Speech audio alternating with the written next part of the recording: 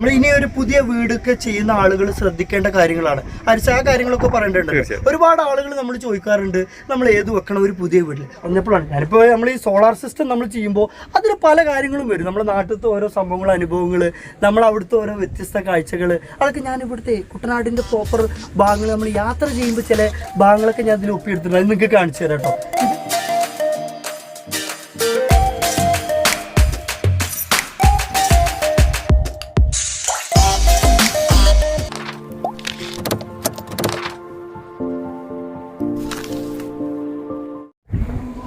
Hi friends, പുതിയൊരു വീഡിയോയിലേക്ക് എല്ലാവർക്കും സ്വാഗതം.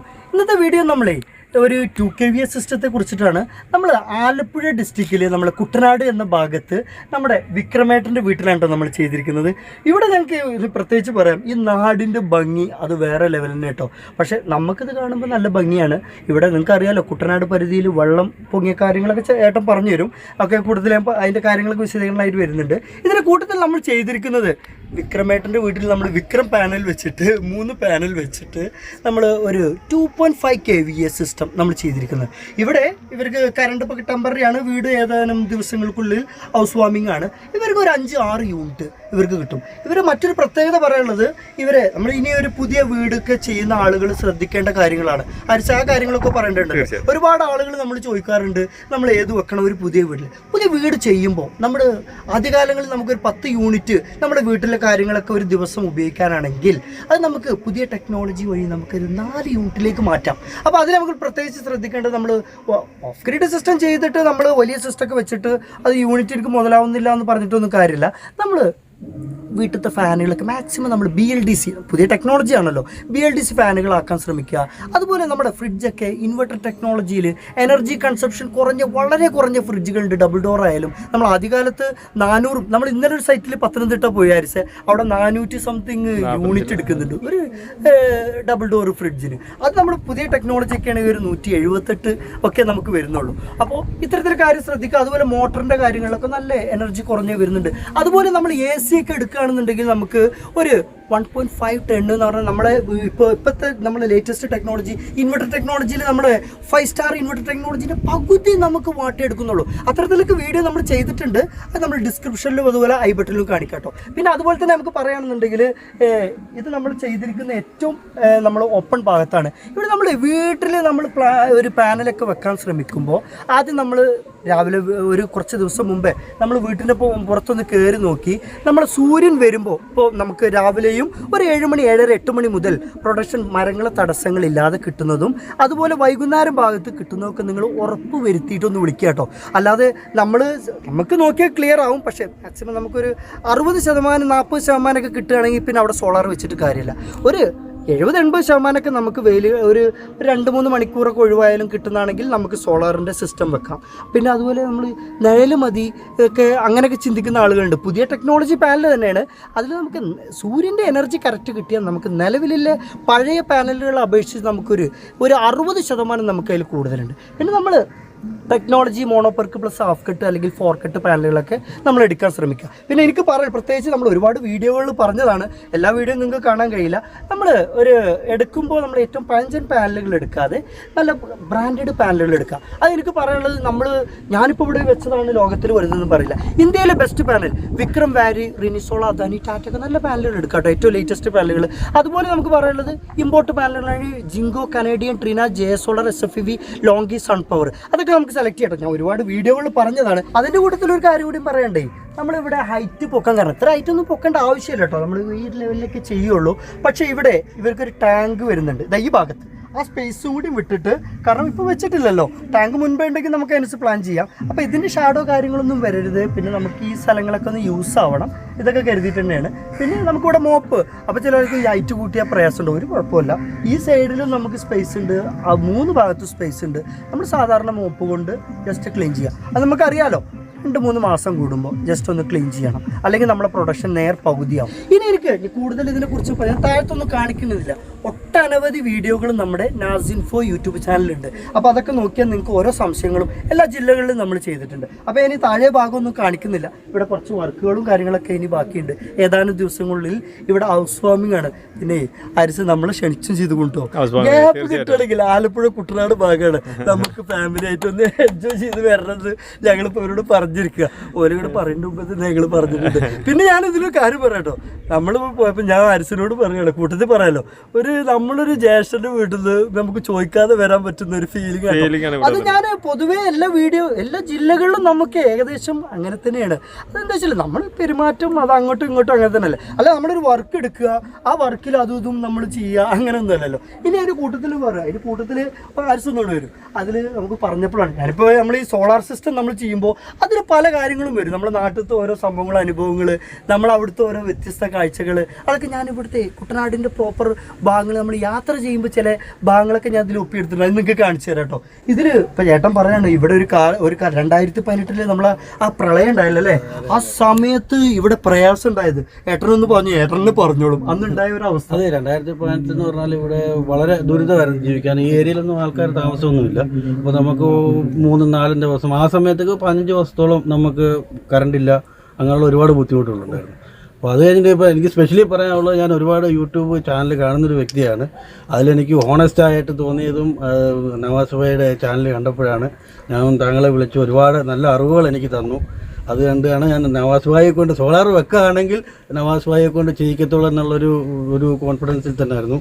അത് വന്നപ്പോഴത്തേക്ക് ആ വീഡിയോ കണ്ടതുപോലെ തന്നെ ഇത്ര ക്വാളിറ്റിയിലും പെർഫെക്റ്റ് ആയിട്ട് ചെന്നതിന് ഞാൻ വളരെ ഹാപ്പി.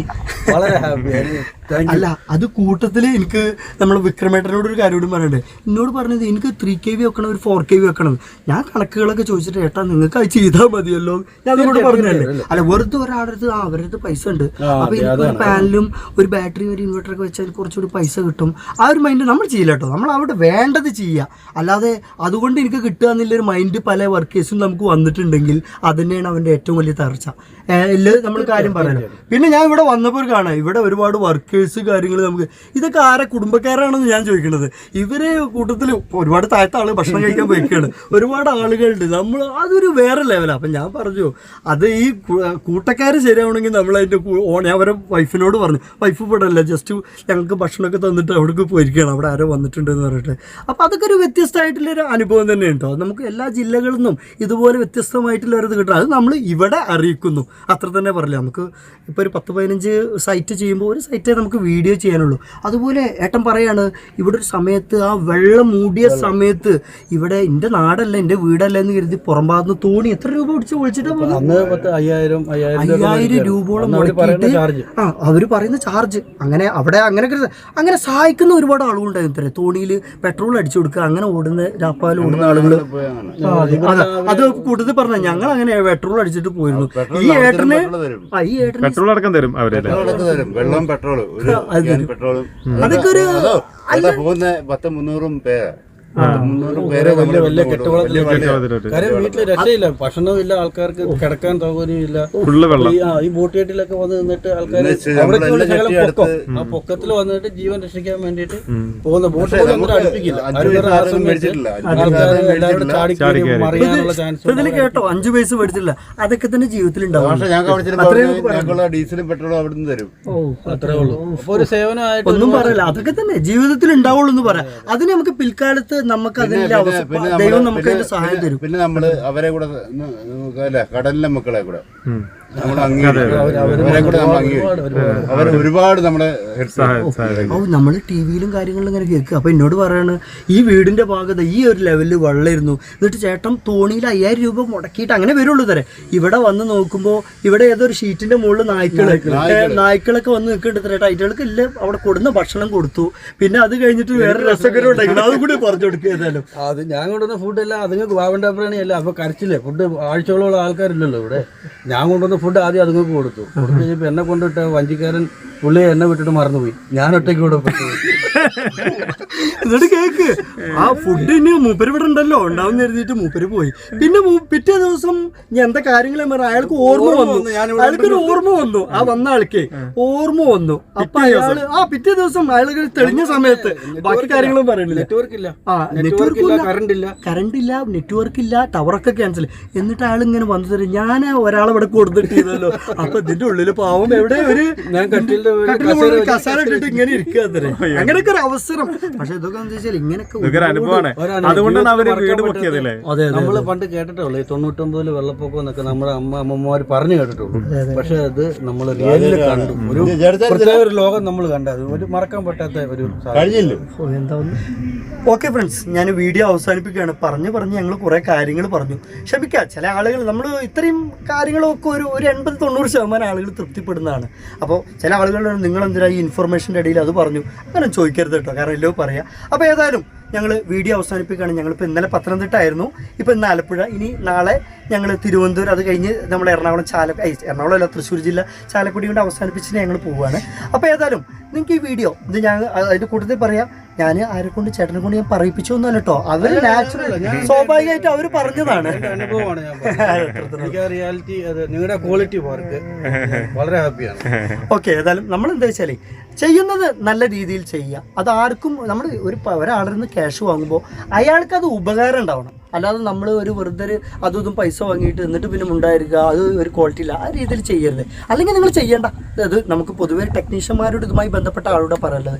ഓക്കെ ഫ്രണ്ട്സ്, ഞാൻ ഇവിടെ വീഡിയോ അവസാനിപ്പിക്കുകയാണ്. നിങ്ങൾക്ക് ഈ വീഡിയോ ഇൻഫോർമേറ്റീവായിട്ട് തോന്നിയിട്ടുണ്ടെങ്കിൽ നിങ്ങൾ ലൈക്ക് ചെയ്യുക, അതുപോലെ ഷെയർ ചെയ്യുക, അതുപോലെ സബ്സ്ക്രൈബ് ചെയ്യാത്ത ആളുകൾ സബ്സ്ക്രൈബ് ചെയ്യുക. ഏതായാലും അടുത്ത നമ്മൾ എവിടെയെങ്കിലുമായിട്ട് നമുക്ക് നല്ല നല്ല വീഡിയോകളായിട്ട് ഞങ്ങൾ എടുക്കും. അത്തരത്തിലുള്ള വീഡിയോ ആയിട്ട് നമുക്ക് കാണാം. Bye friends.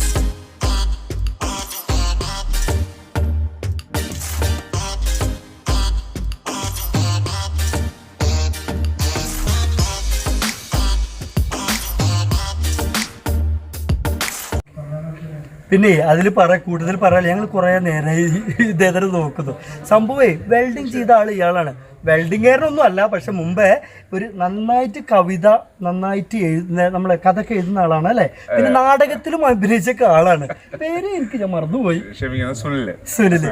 ഓക്കെ, അതായത് ഞങ്ങളിങ്ങനെ കാര്യങ്ങൾ പറഞ്ഞപ്പോൾ ഞങ്ങൾ അവിടെ സംസാരിക്കുമ്പോൾ ഫാമിലി ആയിട്ട് ഞങ്ങൾ ഭക്ഷണം കഴിക്കുമ്പോൾ സംസാരിക്കുമ്പോൾ ഓരോ കാര്യങ്ങൾ ഇങ്ങനെ പറഞ്ഞുതരാം. അപ്പോൾ തന്നെ ഞാൻ ചോദിച്ചു എന്താണ് മുമ്പ് എന്തെങ്കിലും ചെയ്തിരുന്നോ. അപ്പോൾ ഓരോ അവസരങ്ങൾ പറയാം, ഇതിന് കൂട്ടത്തിൽ പറയാം. ഏതായാലും ഞങ്ങൾ പോവുകയാണ്. ഇവിടെ ഏതായാലും ഇൻസ്റ്റാളിങ് കഴിഞ്ഞു, വീട് ഏകദേശം ഫൈനൽ ഭാഗമാണ്. കാരണം മീൻസ് നിങ്ങളെപ്പോലെ ഒരു കറപ്ഷൻ ലെസ് ആൾക്കാരെ കിട്ടിയതിൽ എനിക്കും ഇപ്പോൾ ഒരു ഊർജ്ജമുണ്ട്. ഞാനും സന്തോഷം, മീൻസ് മനസ്സ് നിറയുന്നു. അതൊക്കെ എന്താ വെച്ചാൽ നമ്മളിവിടെ വർക്കിന് നമ്മളൊപ്പം ഉണ്ടായത് നമുക്കൊരു മനസ്സിനൊരു കുളിർമ തന്നെയാണ്.